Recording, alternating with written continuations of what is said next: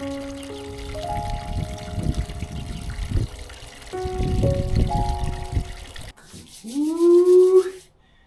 It is mid-January, which means I got seeds on the brain.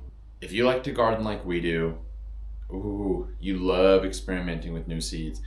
The issue that we have is buying way too many seeds of way too many different varieties, and we try to start too many things at once. This year we're trying to pump the brakes on that a little bit, but we have a lot of really, really fun seeds that we're gonna be trying this year, and I'm super excited to share them with y'all. So this is gonna be a short video. I just want to talk about some seeds that we're really excited for that are going to be new, and y'all are going to follow along for the journey of growing these things. We've never grown them before, so let's just dive right into that real quick. The first seed we are super excited for are these Mongolian giant sunflowers. So after looking up these Mongolian giants, you know, they even on here it says they can get 12 to 14 feet tall. I read online that they can get up to 15 feet tall, and the heads on them are like bigger than my torso. We're super excited about the Mongolian giants. We're gonna plant them in front of our back door to where it completely covers it. So we're really excited about the Mongolian giants, and apparently the amount of sunflower seeds that you get from the Mongolian giants is absolutely crazy, and they're huge seeds too. They're delicious. You can roast a ton. You can roast the heads if you want to. We're probably not going to roast any of the heads prematurely. We're probably going to wait till the seeds are all ready to go. They've lived out their life and they're ready to be roasted. So we're going to get a lot of sunflowers off these Mongolian giants. So super excited about the Mongolian giants. The next seeds we are excited for are these lupines. So our backyard, and you'll be able to tell this season, it's a pretty even mix of flower garden. We love to garden flowers. We love growing flowers. We absolutely love it. We grow as many flowers as we do vegetables. It's not all vegetable garden. We have a big mix of the two. So I'm super excited for these lupines. I've seen them in some parks before. I don't really know how good they'll do here. They are a perennial, but we're going to be sowing these into our raised beds that are in front of our back door. Super excited about these. Apparently the smell of them is intoxicating. Just really excited for them. They look beautiful. Love growing flowers. It just puts a smile on my face just thinking about these things coming up out of the ground. So lupines. The next seeds are scarlet runner beans. So scarlet runner beans, I've never grown them before. I don't even know anybody who's ever grown them before. I looked up photos of these things. They're absolutely beautiful. They get huge.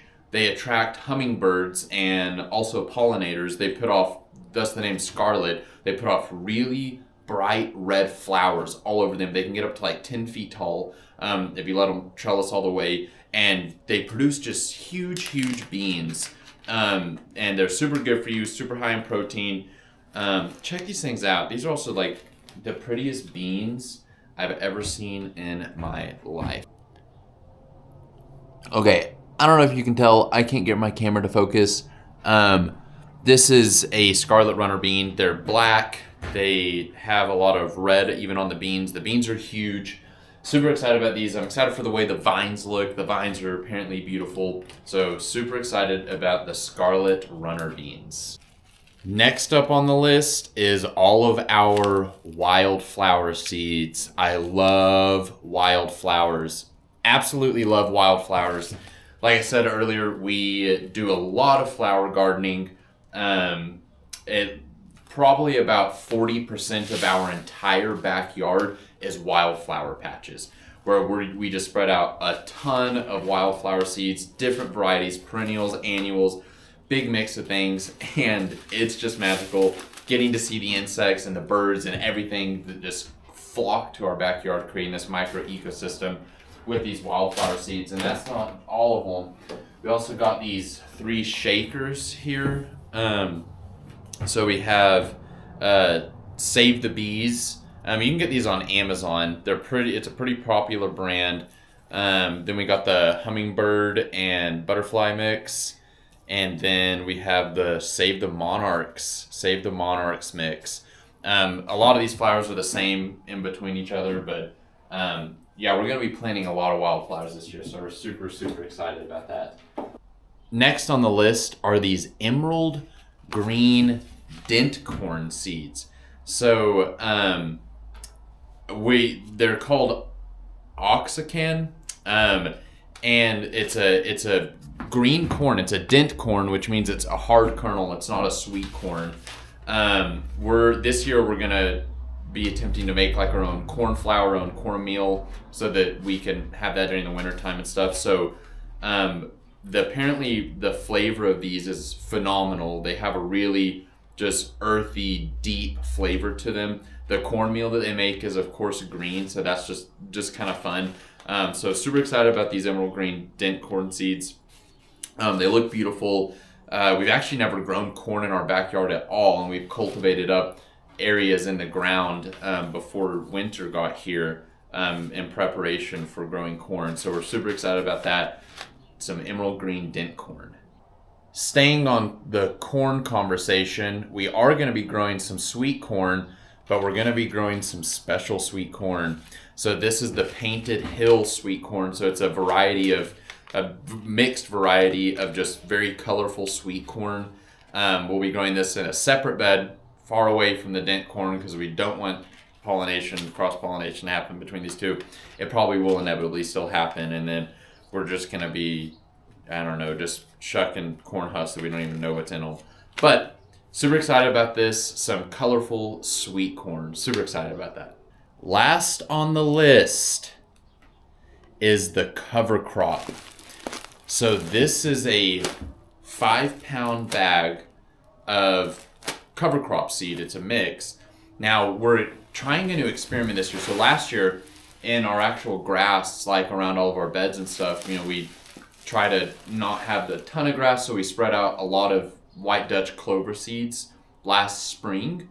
And a lot of them did germinate well, and we have a lot of clover mixed into our grass. A lot of it didn't still germinate. The grass just kind of chokes everything out and takes it over a little bit.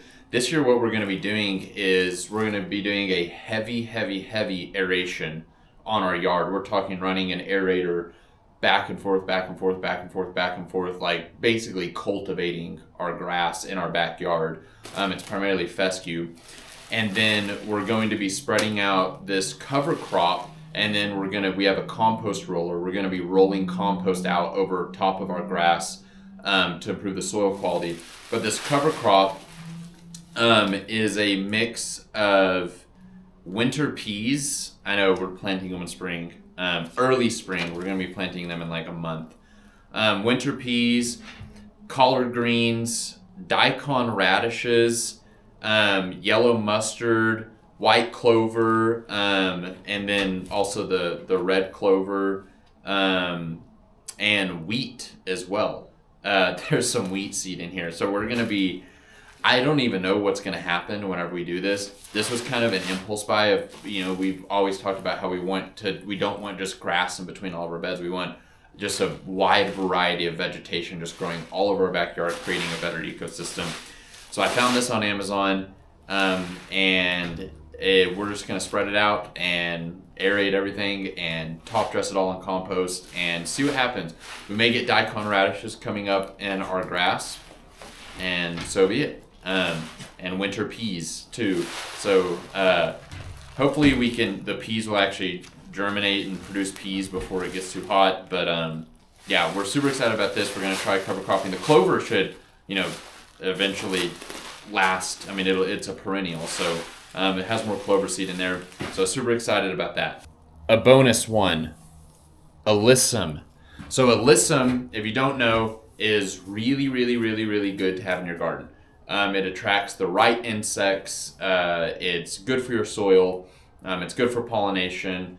It's beautiful. It is an annual, but it's gorgeous. If you never smelled alyssum, it's probably my favorite smelling flower of all time is alyssum. It smells unbelievable. That and honeysuckle, in which we have a lot of honeysuckle too. So we're super excited for the aromas of our backyard this year. But that's just a little bonus, some alyssum that we're going to be throwing out in the beds and between our pavers, just randomly all over the place. So thanks for sticking around. Those are just some seeds we're super excited for, trying to make some content during the middle of January. We've done a lot of prep before January got here. It's about to start getting busy. We're about to start, we'll be starting seeds here in about a month. We have a greenhouse that's actually out for delivery today, Wednesday, January 15th. So we'll be posting a video about assembling and installing the greenhouse. And then, here in about 4 or 5 weeks, we'll be starting all of our seeds for this year. So super excited. I have this urge to start them right now, and I'm sure other people feel the exact same way, where it's you have to tell yourself to calm down and to not start the seeds and to not curse winter. Whenever I look on my phone this weekend here in the Texas Panhandle, we're gonna have single digit temps with a negative 10 degree Fahrenheit wind chill. So not looking forward to that. That's not spring. But the next season that comes after winter is spring. So getting super excited. It's coming. Super excited for this year's growing season. We're going to be doing a lot, and we're going to have a tremendous amount of content to post. So definitely follow along. Thanks for watching to the end. Bonus if you stayed till the end. Most of the snow has melted since last week's snowstorm. And you can kind of just see all of our beds and pond. These are those 2 wildflower beds, all the raised beds. This bed over here, you can see these 2 mounds where we're going to be doing some corn and melons. This bed and the other wildflower patch. Thanks for watching.